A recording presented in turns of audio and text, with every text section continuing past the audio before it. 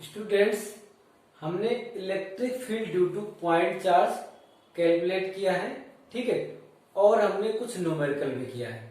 अब हम कैलकुलेट करेंगे electric field due to continuous charge distribution. Actually वैसे तो हमने जो पढ़ा कि चार्ज क्या होता है, सबसे छोटा चार्ज होता है चार्ज ऑन इलेक्ट्रॉन, ठीक है। तो इलेक्ट्रॉन पार्टिकल है, उसको हम काउंट कर सकते हैं, लेकिन जैसे मान लीजिए ये माइक्रोस्कोपिक लेवल पर कर सकते हैं, मतलब बहुत छोटे लेवल पर। जैसे मान लीजिए बड़े लेवल की बात है, माइक्रोस्कोपिक लेवल, जैसे ये मान लीजिए हमारा मार्कर। अब इसमें बोला जाए कि नंबर ऑफ इलेक्ट्रॉन कितने होंगे, तो क्या इसमें नंबर ऑफ इलेक्ट्रॉन कितने, इनफाइनाइट नंबर ऑफ इलेक्ट्रॉन होंगे। तो इस सिचुएशन में उसको हम पार्टिकल ना मान के उसको हम कंटिन्यूअस चार्ज मान लेते हैं, ठीक है। तो इसमें हम मान लेते हैं कि चार्ज इसमें क्या है, कंटिन्यूअसली डिस्ट्रीब्यूटेड है। तो यहां पर हम वहां पर जो पार्टिकल नेचर को हम इग्नोर करते हैं, ठीक है। तो यहां पर देखिए तीन टाइप का हम चार्ज डिस्ट्रीब्यूशन पढ़ेंगे। पहला देखिए linear charge distribution. Linear charge distribution का मतलब हुआ जैसे एक थिन वायर है, ठीक है। थिन वायर मतलब उसकी विड्थ लगभग 0, ठीक है। तो उस सिचुएशन में चार्ज क्या होगा, लीनियरली डिस्ट्रीब्यूटेड होगा। तो उस पर यूनिट जो चार्ज होता है, per unit length, charge per unit length, उसको हम बोलेंगे लीनियर चार्ज डेंसिटी। उसको हम लैम्डा से रिप्रेजेंट करते हैं, ठीक है। जैसे मान लीजिए एल लेंथ की ये रॉड है, इस रॉड में क्यू चार्ज है, तो इस पर लीनियर चार्ज डेंसिटी होगा lambda is equal to Q by L. ये चार्ज, लेकिन ये कब होगा, जब यूनिफॉर्मली डिस्ट्रीब्यूटेड होगा, ठीक है। तो यहां पर हम जो पढ़े यूनिफॉर्मली चार्ज डिस्ट्रीब्यूशन। अब जैसे सरफेस चार्ज डेंसिटी, जैसे मान लीजिए हमारा कोई एक प्लेट है, बहुत थिन प्लेट, ठीक है, पतली सी प्लेट है, तो उसमें सिर्फ क्या रहता है, एरिया। तो उसमें चार्ज डिस्ट्रीब्यूशन की बात करेंगे तो वहां क्या होगा, चार्ज पर यूनिट एरिया, जिसको बोलते हैं सरफेस चार्ज डेंसिटी। तो उसको सिग्मा से रिप्रेजेंट करते हैं। Surface charge density is equal to होता है Q बाई ए। क्या हो, टोटल एरिया ऑफ सरफेस। जैसे मान लीजिए ये प्लेट टाइप की मैंने बनाई है, इसकी एरिया मान लीजिए ए है, Q चार्ज इसमें यूनिफॉर्मली डिस्ट्रीब्यूटेड है, तो इसको हम बोलेंगे Q बाई ए।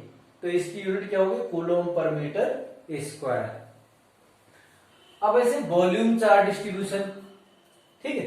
तो इसमें वॉल्यूम चार्ज डेंसिटी की बात करेंगे, तो वॉल्यूम चार्ज डेंसिटी का मतलब क्या हुआ, चार्ज पर यूनिट वॉल्यूम। जैसे मान लीजिए रॉड है, ठीक है।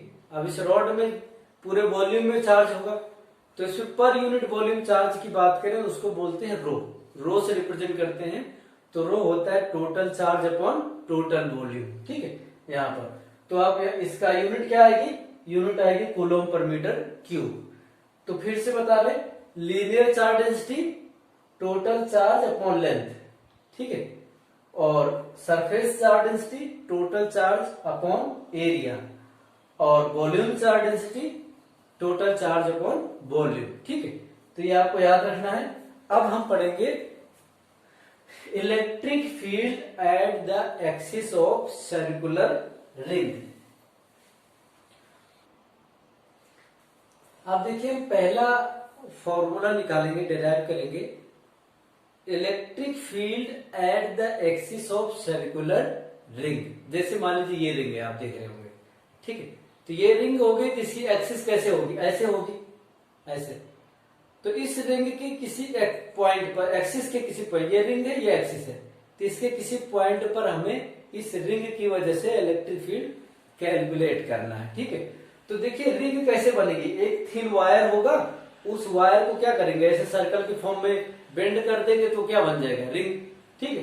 तो ये हमारी रिंग है। तो देखिए यहां पर एक रिंग ऐसे रखी हुई है, ऐसे। ये रिंग ऐसे, इस पर प्लेन में नहीं, ऐसे है, ठीक है। तो ये रिंग ऐसे है, तो मान लीजिए इस रिंग की चार्ज डेंसिटी है लैम्डा। चार्ज डेंसिटी रिंग की कितनी है, लैम्डा, और इस पर टोटल चार्ज क्या है, कैपिटल क्यू। तो आप देखिए इस रिंग की टोटल लेंथ कितनी होगी, 2 पाई आर, क्योंकि वायर जितनी इसकी सरकमफेरेंस होगी। तो इसकी चार्ज डेंसिटी को हम ऐसे लिख सकते हैं, lambda is equal to Q by 2 pi A, जहां पर ए क्या है, रेडियस ऑफ दिस रिंग। इस रिंग की रेडियस क्या है, ए। तो इसको हम लिख सकते हैं lambda is equal to Q upon 2 pi A. तो ये हमारी रिंग ऐसे रखी हुई है, ठीक है। तो इस रिंग की एक्सिस पर एक पॉइंट P है जिसकी डिस्टेंस इसकी सेंटर से x है। ये डिस्टेंस क्या है? x है। तो इस पॉइंट पर हमें इस रिंग की वजह से नेट इलेक्ट्रिक फील्ड कैलकुलेट करना है, ठीक है। तो इसको फिर से बता रहे, मान लीजिए हमारे पास एक सर्कुलर रिंग है जिसकी रेडियस कितनी है?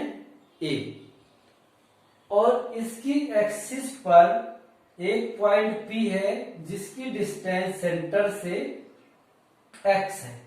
तो हमें इस रिंग की वजह से पॉइंट P पर इलेक्ट्रिक फील्ड कैलकुलेट करना है, ठीक है। और तो फिर इस पे देखिए, मान लीजिए टोटल चार्ज कितना है इस रिंग पर? Capital Q। तो इसकी चार्ज डेंसिटी कितनी आ जाएगी? Capital Q upon 2 pi a, जिसको लैम्डा। यहां पर क्या होगा? लीनियर चार्ज डेंसिटी ही होगी। क्यों?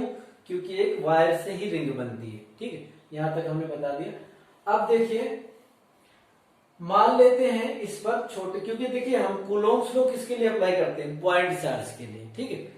तो अगर इस रिंग को हम एक छोटे छोटे, बहुत छोटे छोटे टुकड़ों में डिवाइड कर दे, मतलब इनफाइनाइट स्मॉल टुकड़ों में इसको काटे, तो उसको हम एज ए पॉइंट कंसीडर कर सकते हैं, ठीक है। तो यहां पर ये रिंग है, तो रिंग में देखिए हमने यहां पर एक डीएल लेंथ कट की, डीएल लेंथ कट की, ठीक है। तो अब इस डीएल लेंथ में चार्ज कितना होगा? डीक्यू, बहुत थोड़ा चार्ज भी होगा। तो ये डीक्यू इज इक्वल टू क्या होगा? लेमडा, मतलब चार्ज डेंसिटी इंटू डीएल।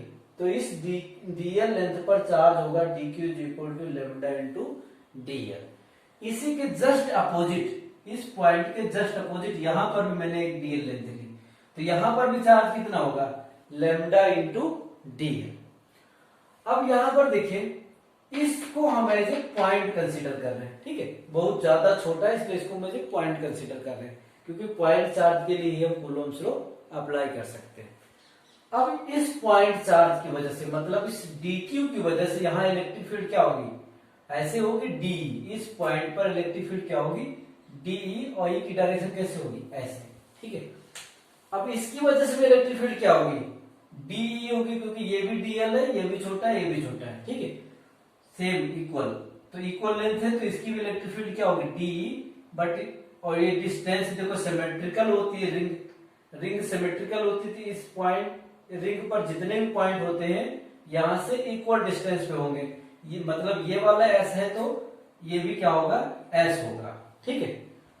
तो यहां पर देखिए इसकी वजह से भी इलेक्ट्रिक फील्ड कितनी आएगी? डी। तो अब इतने, ये डीएल के बराबर इसमें कितने पॉइंट होंगे? बहुत सारे पॉइंट होंगे।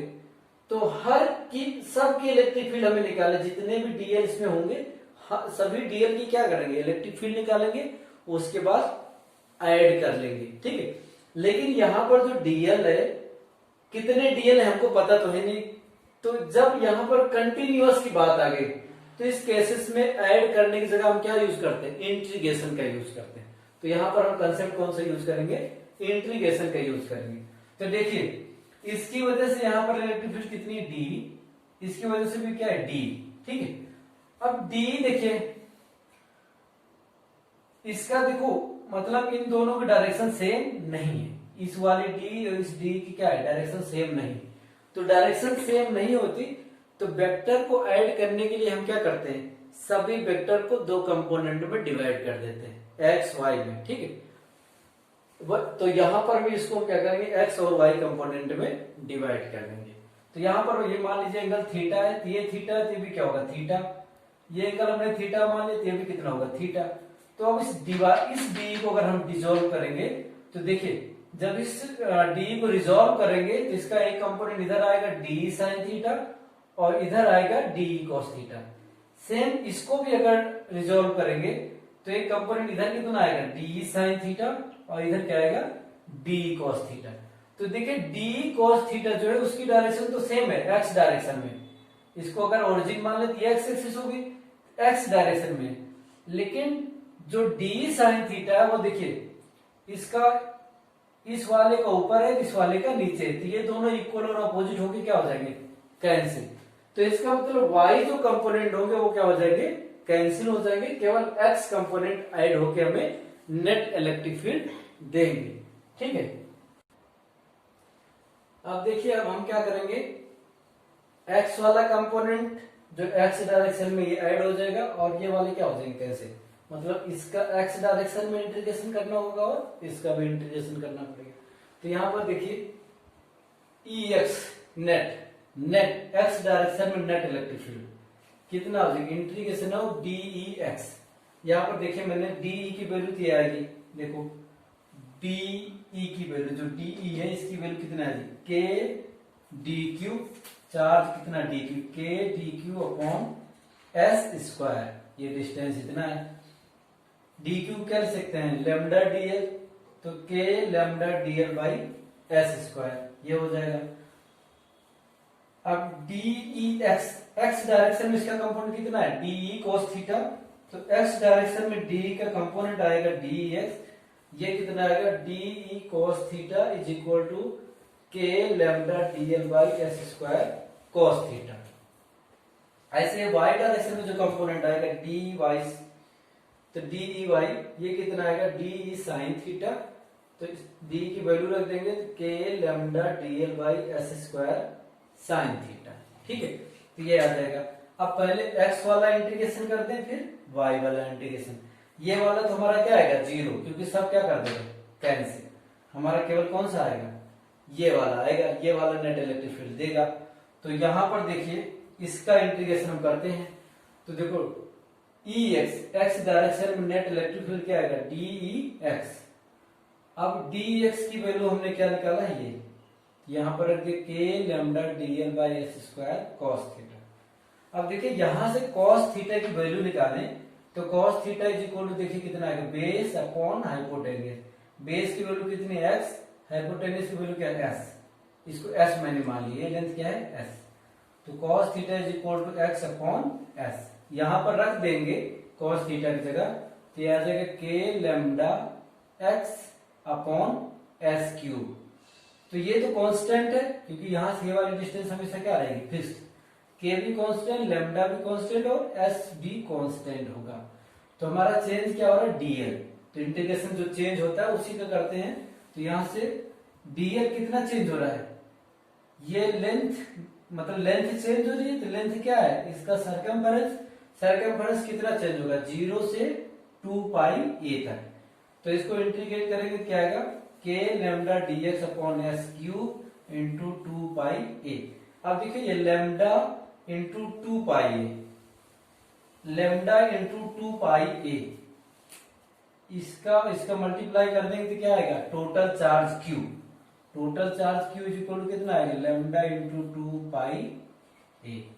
तो इसकी जगह हम क्या ले सकते हैं q, Ex is equal to k capital Q x upon s की वैल्यू देखिए यहां से क्या होगा, ये राइट एंगल ट्रायंगल है, तो s की वैल्यू आएगा under root x square plus a square. तो यहां पर हम इसको लिख सकते हैं x square plus a square की पावर 3/2। तो ये हमारी आगे electric field at point P due to ring. और ये वाला हम इंटीग्रेशन करेंगे देखो y वाला, तो इसको इंटीग्रेट अगर कर देंगे तो ये हमारा कितना आएगा 0, क्यों, क्योंकि ये सब कैंसिल कर देना एक दूसरे को।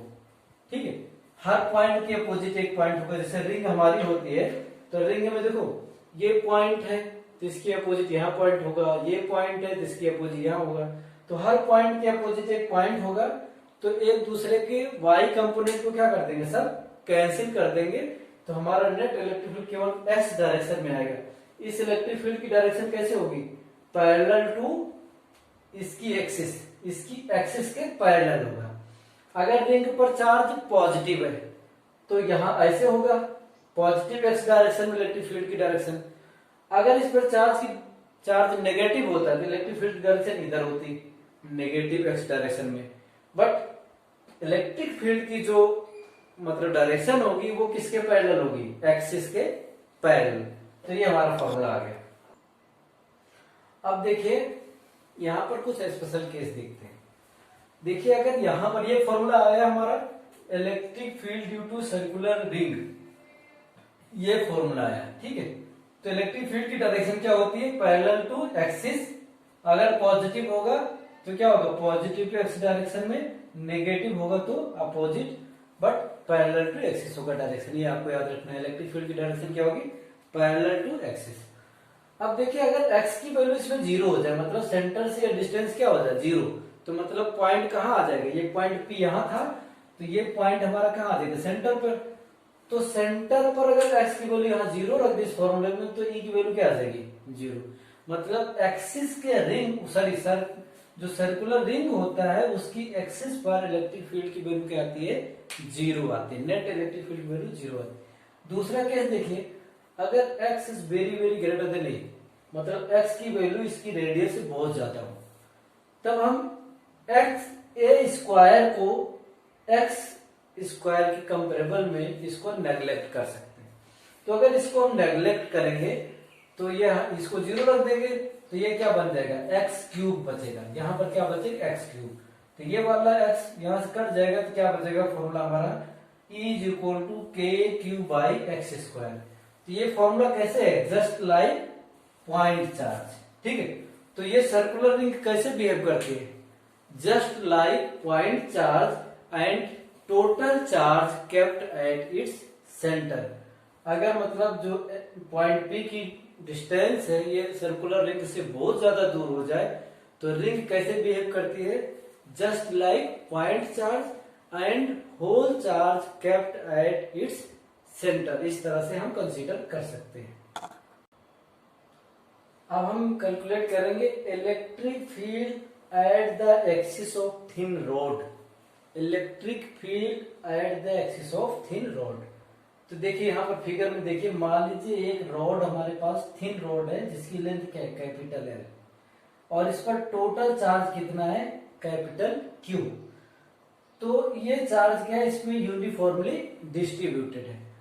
तो यहाँ पर जो चार्ज डेंसिटी होगी वो क्या होगी, लैम्डा, ठीक है। थिन रॉड हमने माना है तो लीनियर चार्ज डेंसिटी होगी।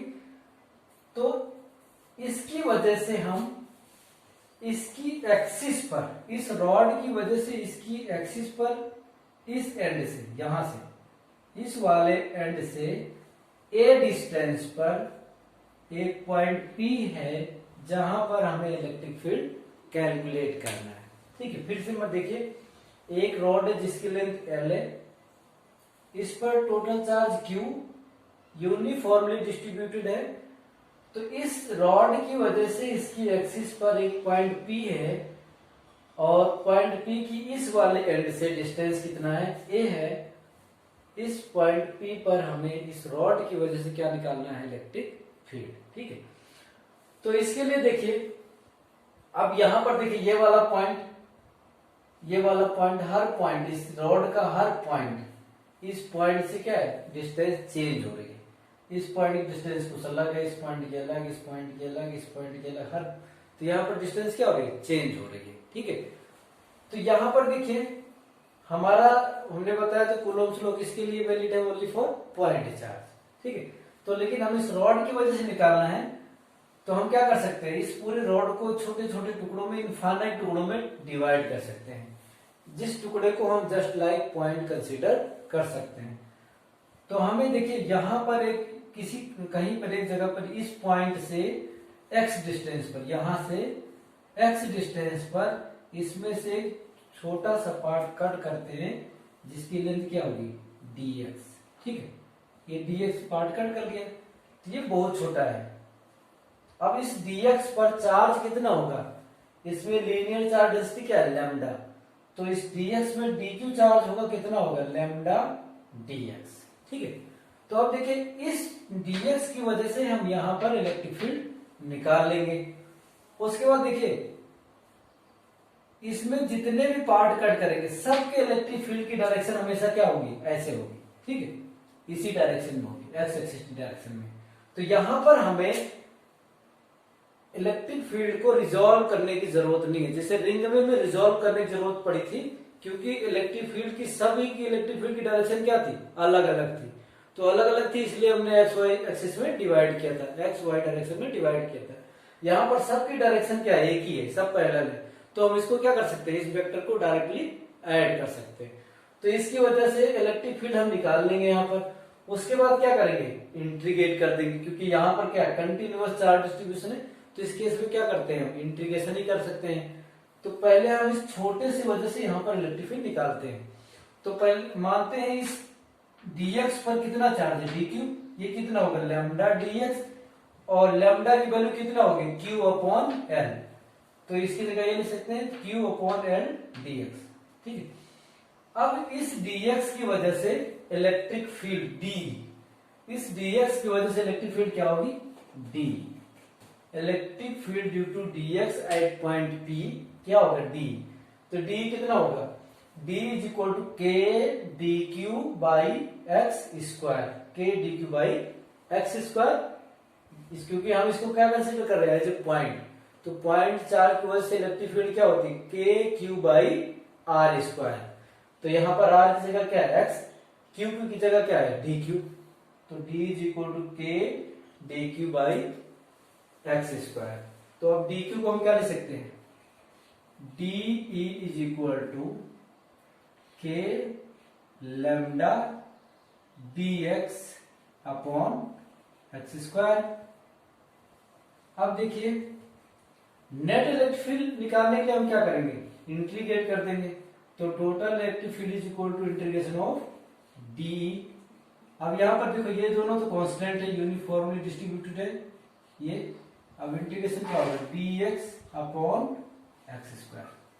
अब देखो x कहां से कहां तक चेंज हो रहा है, x की वैल्यू मिनिमम कितनी है, a के बराबर यहां, और मैक्सिमम कितनी है, a प्लस ये, तो हम कहां से कहां तक वेरी करेंगे, x is equal to a से x is equal to l plus a, इतना वेरी कर रहा है। अब इसको हम इंटीग्रेट कर देंगे, इसको नहीं लिखने जरूर, k लैम्डा 1 बाय एक्स का इंटीग्रेशन क्या होगा, माइनस 1 बाय एक्स, तो हम इस वाले माइनस को यहां कर दे रहे हैं, ये आ गया, तो यहां क्या आ जाएगा, a to l plus a, तो यहां से देखो e is equal to minus K, lambda की वैल्यू भी रख लेते हैं कैपिटल Q बाई l, अब यहां पर क्या आएगा 1 बाई l कैपिटल l है, ठीक है, कैपिटल l है, तो ये capital L plus a minus 1 by a। अब यहां पर देखो इसको एलसीएम लो, एलसीएम लेंगे तो कितना आ जाएगा, minus k q by l, a minus l minus a upon a into l plus a, ये कट गया, तो हमारा देखो इलेक्ट्रिक फील्ड आएगी E is equal to minus k q by l into minus l upon a into l plus a, ये l cut गया, तो हमारा आंसर आ गया E इज इक्वल टू के Q upon a into l plus a. ये electric field हो गई at the axis of rod, thin rod. तो ये हमारा देखिए हमारा क्या आ गया, ये electric field at point P at the axis of thin rod, ठीक है। तो आप ये फॉर्मूला याद रखना, और अब हम कुछ न्यूमेरिकल करने जा रहे हैं, ठीक है। अब एक क्वेश्चन करते हैं, बहुत इंपॉर्टेंट क्वेश्चन है। देखिए एक स्क्वायर है, ठीक है, इस स्क्वायर के चारों कॉर्नर पर ये क्यू कूलम के चार्ज रखेंगे, सेम टाइप के चार्ज, ठीक है। तो क्वेश्चन ये है कि हम एक चार्ज इसके सेंटर पर रखना चाहते हैं, जिस आपको बताना है कि किस टाइप का चार्ज इसके सेंटर पर रखें कि पूरा का पूरा सिस्टम क्या हो, इक्विलिब्रियम में हो। नेचर फाइंड करना है इस चार्ज का, और इस चार्ज और इस चार्ज, मतलब जो चार्ज हम सेंटर पे रख रहे हैं उसमें और जो ये कॉर्नर पे रखे हैं चार्ज, इसमें रिलेशन बनाना है और इसका नेचर पता करना है, जिससे कि ये पूरा का पूरा सिस्टम क्या है, इक्विलिब्रियम में हो। एक भी चार्ज फिक्स्ड नहीं है, ऐसे सिंपल रखे हैं, ठीक है। ये चार्ज यहाँ रखे हैं, एक चार्ज हम क्या करना चाह रहे हैं, यहाँ रखना चाह रहे हैं सेंटर पर, जिससे कि ये पूरा का पूरा सिस्टम क्या हो, इक्विलिब्रियम में हो, ठीक है। तो देखिए, मान लेते हैं कि ये चारों चार्ज क्या है, पॉजिटिव है, ठीक है। एक कोई भी चार्ज होगा नेचर, इसको हम क्या मान लेते हैं, पॉजिटिव है। अब ये हमारी जो है क्या है, इसकी लेंथ ए गिवन है। तो देखिए पॉजिटिव चार्ज है, तो ये वाला ये एक दूसरे को क्या करेंगे, रिपल करेंगे।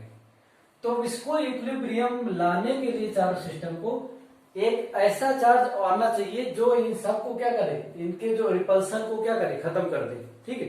तो इसका मतलब जो हम चार्ज रखना चाहेंगे सेंटर पर, वो क्या होना चाहिए, इन चारों चार्ज के अपोजिट होना चाहिए। इसका मतलब ये पॉजिटिव चारों चार्ज है, तो ये हम सेंटर पे जो चार्ज रखेंगे वो क्या होना चाहिए, नेगेटिव होना चाहिए। मतलब ये क्यू क्या होना चाहिए, नेगेटिव। नेचर तो पता चल गया, नेगेटिव होना चाहिए, तभी ये सिस्टम क्या होगा, इक्विलिब्रियम में आएगा, ठीक है। अब हमें रिलेशन बनाना है। तो देखिए एक चार्ज यहाँ पर देखिए, ये वाला, इस चार्ज की डिस्कशन कर लेते हैं।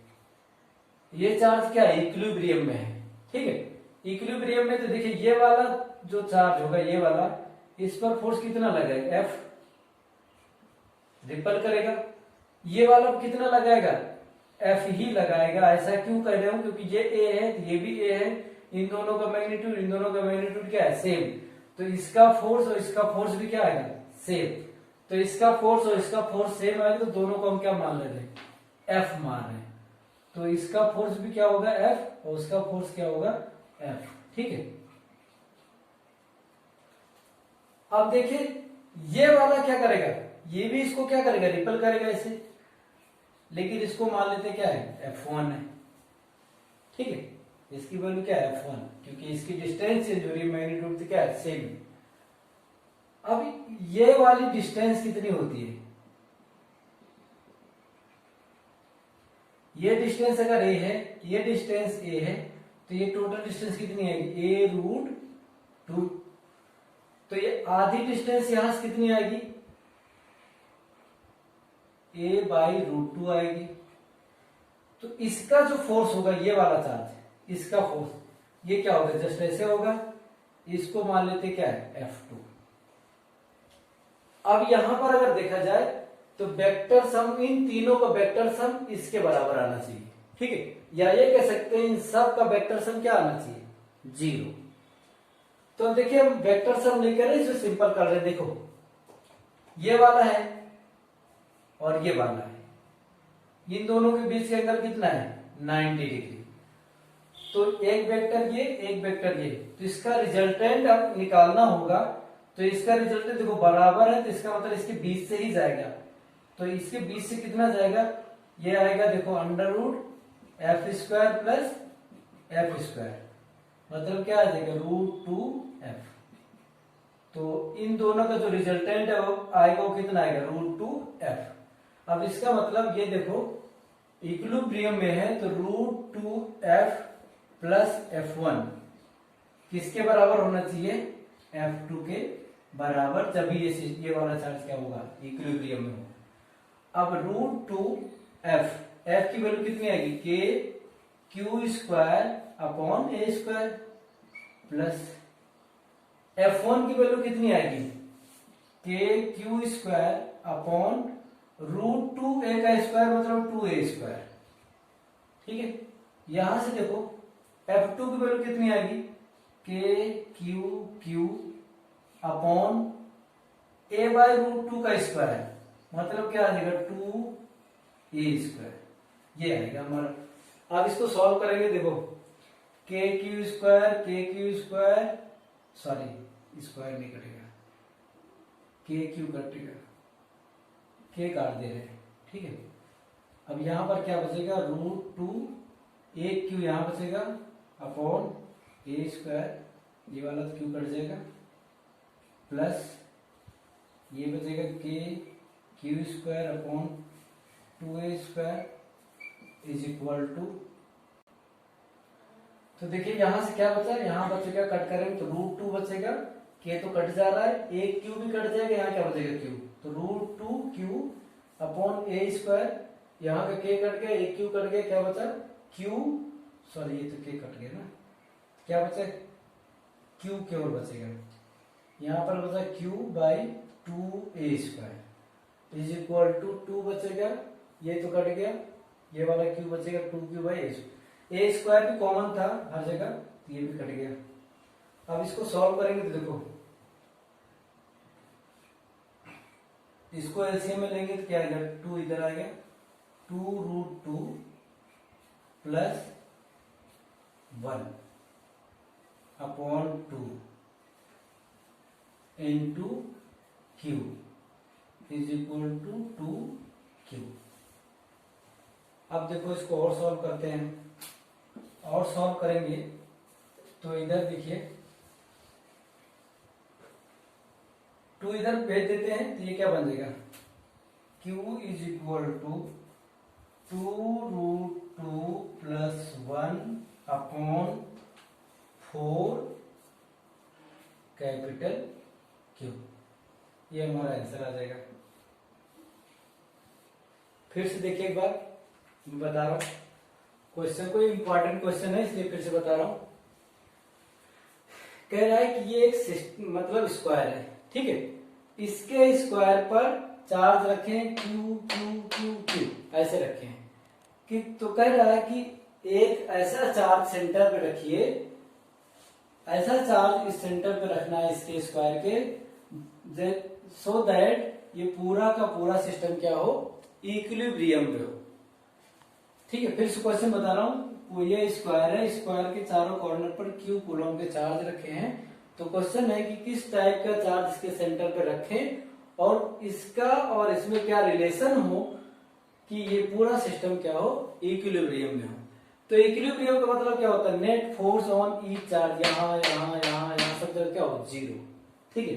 तो हम एक चार्ज के बारे में डिस्कस कर लेते हैं यहाँ पर। अब देखिए इस चार्ज को अगर डिस्कस करते हैं तो यहाँ पर देखिए ये वाला चार्ज इसको क्या करेगा, ऐसे रिपल करेगा, ये वाला चार्ज क्या करेगा, ऐसे रिपल करेगा। इस चार्ज का इस चार्ज का मैग्नीट्यूड सेम है तो फोर्स भी क्या है बराबर, तो इसको हमने एफ मान लिया, इसको भी एफ मान लिया, तो एफ फोर्स से ये रिपल, एफ फोर्स से ये रिपल, और ये वाला भी रिपल करेगा लेकिन इस लाइन के अलावा, तो इसके फोर्स को हमने मान लिया ये F1 है, ठीक है। अब यहां पर एक चार्ज हमें रखना है, तो देखो ये सारे पॉजिटिव तो सब तो एक दूसरे को रिपल करेंगे, इसका मतलब इसको बैलेंस करने के लिए यहां पर क्या रखना पड़ेगा, नेगेटिव चार्ज। तो ये वाला चार्ज इस चार्ज का क्या होना चाहिए, अपोजिट नेचर का होना चाहिए, तो ये चार्ज ये अगर पॉजिटिव है क्या होगा, नेगेटिव, ठीक है। तो ये वाला चार्ज क्या करेगा, इसको इधर को फोर्स लगाएगा, तो ये मान लो क्या F2। अब यहां पर अगर ये इक्विलिब्रियम में, इसका मतलब इन चारों फोर्सेस का सम क्या होना चाहिए, जीरो। तो देखिए हम वेक्टर सम हम करने के बजाय यहाँ पर आसान तरीका ये है, देखिए ये F है तो ये F है, ये दोनों 90 डिग्री पे है, तो इनका नेट जो आएगा वो कितना आएगा, √2F, और इसकी डायरेक्शन क्या होगी, इसके बीच से जाएगी ऐसे, इसी के लॉन्ग, तो ये √2F। अब देखिए ये √2F प्लस F1, इस दोनों को कौन बैलेंस कर रहा है, F2, तो मतलब √2F plus F1 is equal to must be equal to F2। अब F की वैल्यू कितनी आएगी, K Q square by A square ये आएगी। F1 की वैल्यू आएगी देखो K Q square, K Q square ये हमारा स्क्वायर है, ठीक है, इसको मैंने काट दिया था, तो के क्यू स्क्वायर बाई ये कितनी डिस्टेंस है, √2 ए का स्क्वायर, तो √2 स्क्वायर क्या होगा, 2a square is equal to F2 कितना हो जाएगा, के क्यू अपॉन ये डिस्टेंस कितनी है, a बाई √2, a बाई √2 का स्क्वायर करेंगे तो ये स्क्वायर हो जाएगा, √2 का स्क्वायर 2 होता है, ऊपर चला जाएगा, ये आ गया। अब यहां से देखिए के सब में है, के कट गया, क्यू सब में है, क्यू भी कट गया, तो यहां क्या बचेगा, √2q अपॉन ए स्क्वायर, यहां क्या बचेगा, q अपॉन 2a स्क्वायर ये बचेगा, यहां क्या बचेगा, 2q अपॉन ए स्क्वायर सब में ए भी खत्म, तो यहां पर क्या बचेगा, √2q, तो यहां पर q को हमने कॉमन कर दिया, तो यहां इस जगह क्या बचेगा, √2 और यहाँ बचेगा 1/2। जब एलसीएम ले लेंगे तो ये बन जाएगा 2√2 प्लस 1/2 क्यू। इधर क्या हो गया 2 क्यू, ये वाला 2 इधर भेज दो तो ये आ जाए कितना 2√2 प्लस 1/4 क्यू। तो ये हमारा आंसर आ गया। तो ये देखिए इलेक्ट्रिक फील्ड का मेन पोर्शन खत्म हो गया। एक डेरिवेशन और इलेक्ट्रिक फील्ड का वो मैं करा दूंगा। तो इलेक्ट्रिक फील्ड की जो न्यूमेरिकल डेरिवेशन है वो खत्म हो जाएंगे, फिर कुछ और न्यूमेरिकल करेंगे। उसके बाद इलेक्ट्रिक फील्ड लाइंस की प्रॉपर्टीज और इलेक्ट्रिक फील्ड लाइंस को कैसे ड्रॉ करते हैं वो हम पढ़ेंगे। ठीक है, ये सब हम नेक्स्ट लेक्चर में पढ़ेंगे। आप वीडियोस को अच्छे से देखिएगा। कोई डाउट्स है तो आप, हम बार बार बोलते हैं, आप कमेंट कर सकते हैं, मैं आपको डाउट्स को कवर करूंगा। ठीक है, क्लियर करूंगा।